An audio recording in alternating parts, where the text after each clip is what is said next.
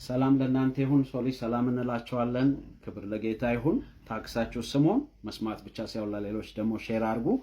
የትንቢተ ዳንኤል ምዕራፍ 6 ላይ ያለው ልንመለከት ነው። ዳሪዮስ በመንግስቱ ሁሉ ዘንድ እንዲሁ 120 መሳፍንትን በመንግስቱ ላይ ሾም ዘንድ ወደደ የሚለውን ቃል ሙሉ ሐሳቡን አብረን እንድንከታተል በጌታ ፍቅር እንጠይቃችኋለን። ዳንኤል ምዕራፍ 6 ምናልባት በዚህ ስፍራ ላይ ያው ዳሪዮስ የተባለው ሰው ራሱ ቂሮስ ሊሆን ይችላል። ብዙ ጊዜ ንጉስ ሲሾም የመጀመሪያው ስሙ ይለወጥ ነበር። በወቅቱ በእኛም ሀገር ነገስታት ይሄ የተለመደ ነው፣ በነገስታቱ ዘመን ማለት ነው። ምናልባት የፋርስ ንጉስ ቂሮስ በባቢሎን ላይ መንገስ በጀመረበት ጊዜ ዳሪዮስ የሚል ተለዋጭ ስም ተሰጥቶት ሊሆን ይችላል።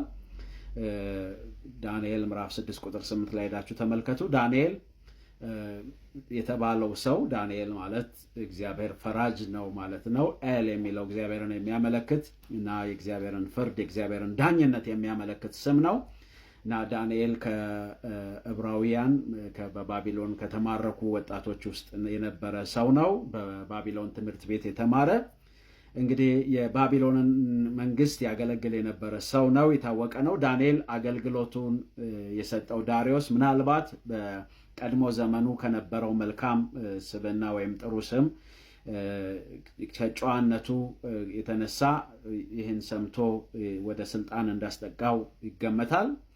ዳሪዮስ በባቢሎን ከነገሰ በኋላ አዲሱን ሀያል መንግስት እንደገና ማደራጀት ጀመረ። በዚያን ዘመን እንደዚህ ሰፊ ግዛት ያለው መንግስት በዓለም ላይ አልነበረም። ሰፊ ግዛት ሲባል 120 ግዛቶች ወይም ደግሞ 120 ክፍለ ሀገሮች ግዛቶች ነበሩት። በኋላም 127 ሆነዋል። በትንቢት መጽሐፈ አስቴር ምዕራፍ 1 ቁጥር 1 ላይ ሄዳችሁ መመልከት ትችላላችሁ። እና ለ120 ግዛቶች ወይም ለ120 ክፍለ ሀገሮች 120 ሹማምንቶችን ወይም ኮንግረንስ ወይም ደግሞ ሚኒስተር ልትሉት ትችላላችሁ በዚህ ዘመን፣ ወይም የክልል መሪዎች ወይም አስተዳዳሪዎች ልትሏቸው ትችላላችሁ። 120 ሰዎችን አዘጋጀ። 120 ሹማምንት ማለት ነው። ከነዚህ 120 ሹማምንቶች 120 ለ120 ክፍለ ሀገራት ወይም ደግሞ ግዛቶች እና ለነዚህ ደግሞ 120 ሹማምንት 3 ጠንካራ መሪዎችን አዘጋጀ። ከነዚህ ከ120 ሹማምንቶችን የሚቆጣጠሩ የበላይ ከፍተኛ ሹማምንቶቹ 3 ነበሩ። እነዚህ 3 ሹማምንቶች የሚያደርጉት ምንድን ነው? የንጉስን ትእዛዝ በትክክል መፈጸሙን ይከታተላሉ። የመንግስትን ግብር በአግባቡ ያሰበስባሉ፣ እንደተሰበሰበ ያረጋግጣሉ። ስርዓቱን፣ ህጉን መከበሩን ይቆጣጠራሉ። እና እነዚህ 3 ሰዎች ከነዚህ 3 ሰዎች መካከል ዳሪዮስ የሾመው ቅድም እንዳልናችሁ ስለ ዳንኤል በባቢሎን መንግስት ላይ ሲሰራ ስለነበረ ዳንኤል ኢንቴግሪቲ ነበረው።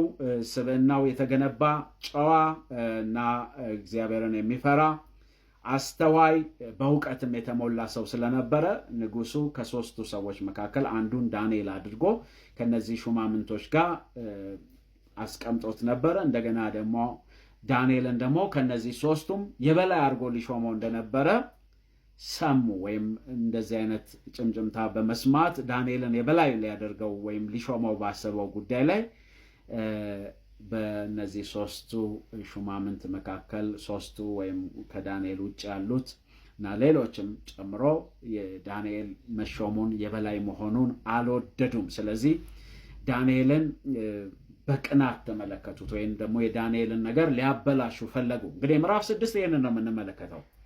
ክብር ለጌታ ይሁን። ተስፋ እናደርጋለን በደንብ እየተከተሉን እንደሆነ። መከተል ብቻ አይደለም፣ ፔጃችንን ፎሎ አድርጉ፣ ከኛ ጋር ቤተሰብ ሁኑ፣ ለሌሎች አጋሩ፣ ዲዩት አድርጉ። ጸጋ ይብዛላችሁ። እና እንግዲህ የዳንኤል ስም በንጉሱ ፊት መልካም ነበረ እና ሊሾመው ፈልጓል። ስልጣን ሊያገኝ መሆኑን ሰምተዋል። ስለዚህ ይህንን ስልጣን እንዳያገኝ ስሙን ለማጠልሸት ወይም ለማጥፋት ሲሞክሩ በጉቦ ወይም በኮራፕሽን ገንዘብ ሲቀበል ለማግኘት ፈለጉ፣ ግን አላገኙም። ሌላም የህይወት ችግሮች አፈላለጉበት፣ ፈለጉበት፣ አላገኙበትም። በስልጣን መባለግ ፈለጉበት፣ አላገኙበትም። ነገር ግን ዳንኤል በግል ህይወቱም ሆነ በአገልግሎቱ ምንም አይነት ነቀፋ የሌለበት ሰው ነው። ክብር ለጌታ ይሁን።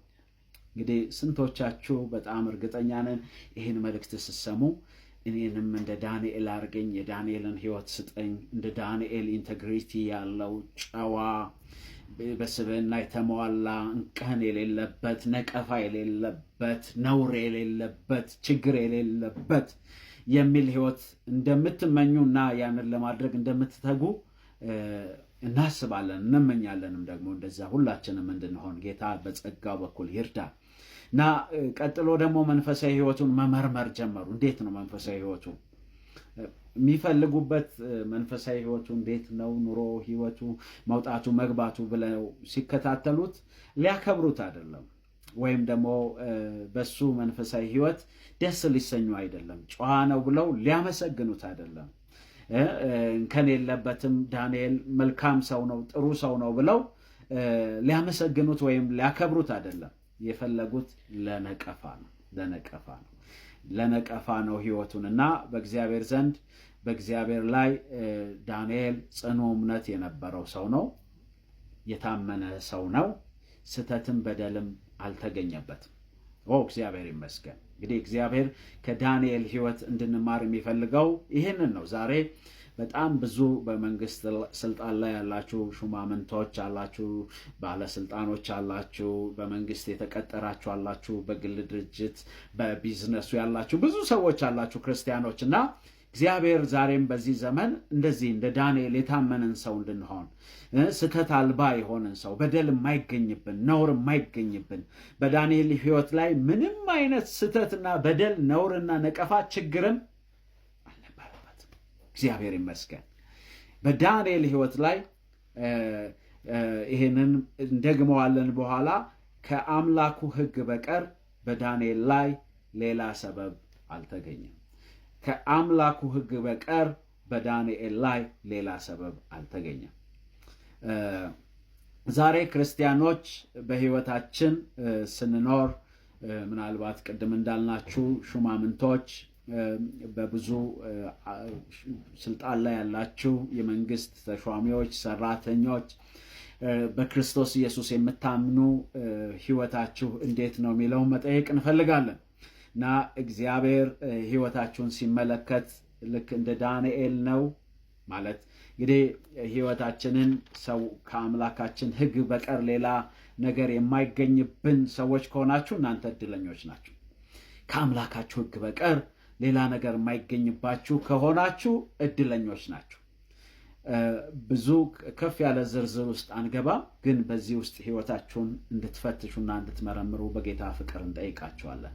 እና በክርስትና ሕይወታችሁ ከአምላክ ሕግ በቀር፣ ከጸሎት በቀር፣ ከአምልኮ በቀር፣ የቃሉን ከማጥናት በቀር፣ ከመዘመር በቀር የትኛውም በደል በሕይወታችሁ ላይ ከሌለ የአምላክ ሕግ ብቻ ነው እናንተ ላይ ያለው። ስለዚህ ሰዎች ሰበብ ሊያደርጉባቸው የሚችሉ ሊከሷችሁ፣ ሊወነጅሏችሁ፣ ሊነቅፏችሁ፣ ስማችሁን ሊያጠፉባት የሚችል ምንም ሰበብ የለምና እናንተ የአምላክ ሕግ ብቻ ነው እናንተ ጋር እየሰራ ያለው ማለት ነው። እንደ ዳንኤል ደስ ይበላችሁ እንዲህ አይነት ሰዎች ከሆናችሁ። ነገር ግን ካልሆናችሁ፣ ነቀፋ ካለ፣ ችግር ካለ ይህን ዕድል ተጠቀሙበትና ካላችሁበት ነገር ውጡ።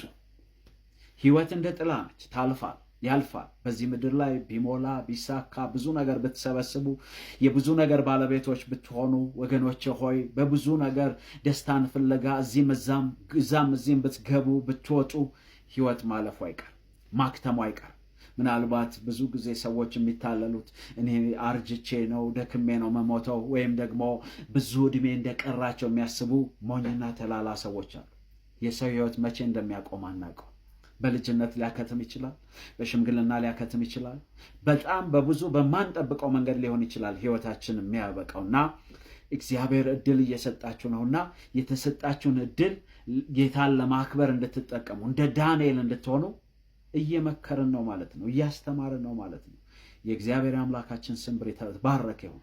ስለዚህ ይሄንን አጋጣሚ እንድትጠቀሙበት እና ሕይወታችሁን አስተካክላችሁ ከቆሸሸው ልክ ካልሆነው ሕይወታችሁ በቃኝ ብላችሁ ወጥታችሁ ጤናማ የሕይወት መንገድና ስርዓትን እንድትከተሉ በክርስቶስ ፍቅር እንመክራለን ማለት ነው። ብሩካን ሁኑ። እንወዳችኋለን። ሼር፣ ኮፕሊንግ፣ ዲዊት ማድረግ እንዳይረሳ። ጸጋ ከእናንተ ጋር ይሁን። ክብር ለኢየሱስ ይሁን።